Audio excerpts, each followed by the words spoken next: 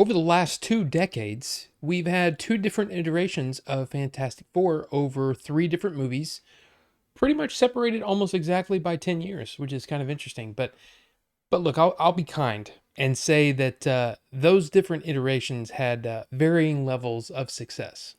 But now it's time to bring the family into the MCU. And, well, did it work?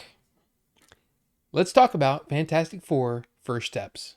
Forced to balance their roles as heroes with the strength of their family bond, the Fantastic Four must defend Earth from a ravenous space god called Galactus and his enigmatic Herald, Silver Surfer. The movie stars Pedro Pascal, Vanessa Kirby, Ebon Moss-Bachrach, Joseph Quinn, Ralph Ineson, and Julia Garner. Growing up, I was always more drawn to DC, mainly Batman. Look, I love Batman. But anyway, I guess it was in the late 90s, Marvel did this thing where, as the movies really started to come out, they started doing this thing called the Ultimate series, where they sort of rebooted some of their biggest, some of their biggest series, mainly Spider-Man and X-Men. I dug those. I really loved them, and it was cool because I didn't have to read, 40, 50, however many years of character history. I could just kind of get all the stuff in one thing. I loved it. I loved the Ultimate series. But I gotta be honest, man, the Fantastic Four has never really appealed to me. There was nothing that I could never really connect with. So yeah, I don't know. I was really excited about this because it was like, man, I'm really digging the way everything looks, the way things are designed. This could be really cool. Now let's start off with the acting really fast. Pedro Pascal is in everything, apparently. I mean, he's in 3 different movies right now in theaters. That's a lot of movies, and it's like between him and Giancarlo Esposito, man, both of them are just like they've cornered the market, like, well, we need a guy that Pedro Pascal, you know what I mean? It's just like he's in a lot of things, but he does a really good job here. Like, I really enjoyed what he brought to the table here.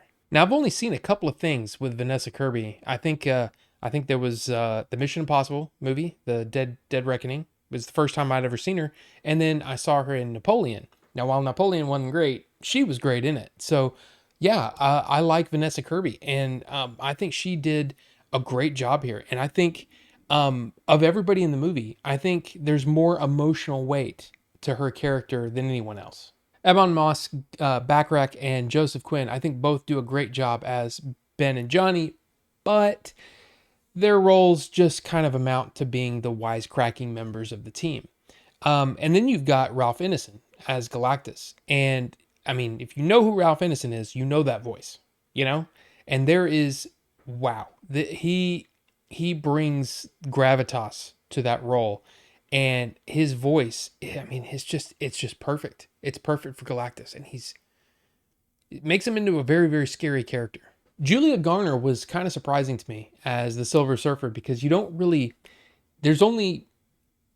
see her very much, right? As far as like, you don't see Julia Garner. And I really dug the character. I thought she was really cool, like it's just a cool character. But she probably has, of all the cast that I mentioned, she probably has the second most as far as weight to her character, kind of digging into her past a little bit, which was, like I said, one of the more enjoyable parts of the movie for me.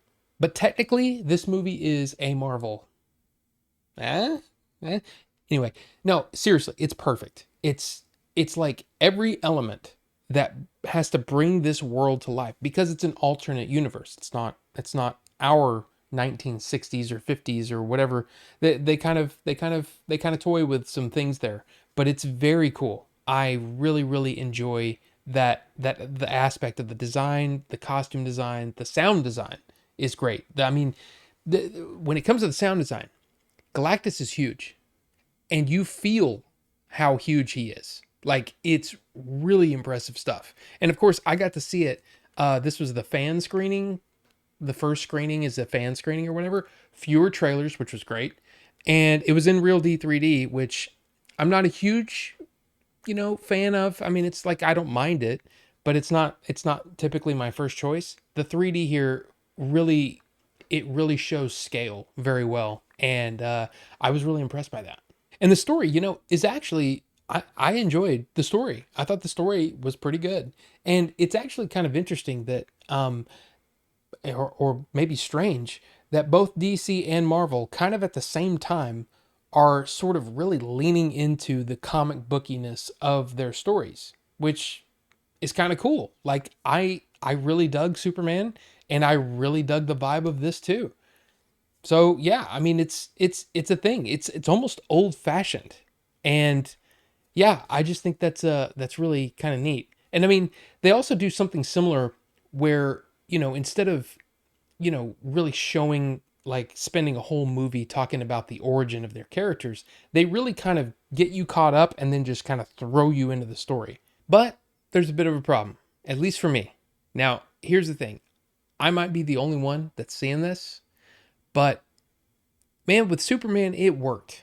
And maybe it's because I know Superman better than I know the Fantastic Four. But even though, like with Superman, even though it took me a bit to get on the frequency of the vibe that James Gunn was putting out, I got locked in. And once I locked in, I was along for the ride, and it was fun. This one,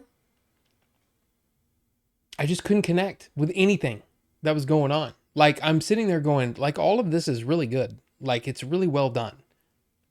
But I just don't care.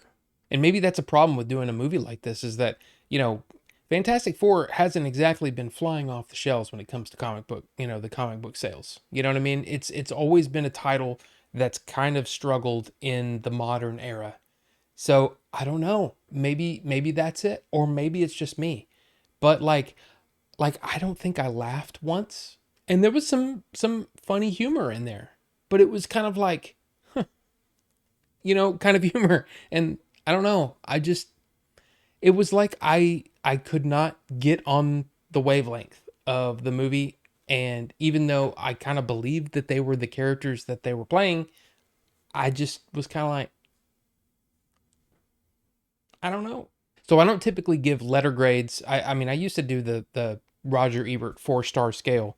For me, I think Superman is probably like a 3 or 3.25 stars. It's not perfect. There are things that I was kind of like, I could have done without that. There was some, I wouldn't say issues, but just, it just wasn't, it didn't all the way work for me. This one, I gotta say, I feel like it's a little underneath it. Like maybe 2.5, 2.75. Like, to me, a 3-star movie, like if I give 3 stars to something, that means you should see it. If it looks like something that's for you, go watch it. I think you'll enjoy it. This one, I don't know. I don't know. And the reviews have been so good. Like, I think it actually started out on Rotten Tomatoes higher than Superman did. And I'm like, I like Superman way more than this one. In fact, I've been thinking about Superman ever since I saw it. I kind of feel like this one's going to be one that I forget in a week. I mean, I don't know. So yeah, I mean, I think, like I said, I think for me, the problem was the beginning. Since they, speed run the origin, it didn't give me any time to connect to anybody. And then by the time the plot started, I wasn't invested. Like, I wasn't invested. So I don't know, but I'd love to hear what you think. So let's talk about it in the comment section. I mean, did you enjoy this movie? Did you not enjoy it? Is this your favorite comic book movie of the year? Like, did it beat out Thunderbolts and Superman and gosh, whatever else was there another comic book movie? I don't think so. Maybe there was. I don't know. I can't remember. But anyway, yeah, I do want to give a quick shout out before we go to my level 2 members. That's Filbert and Ninjinzu and Rufus the Red and Style Fox. Guys, seriously, the support is great. And the level 1 guys as well. Thank you so much for that. And yeah, so I guess that's it. So thank you guys so much for watching, and we'll see you on the next one.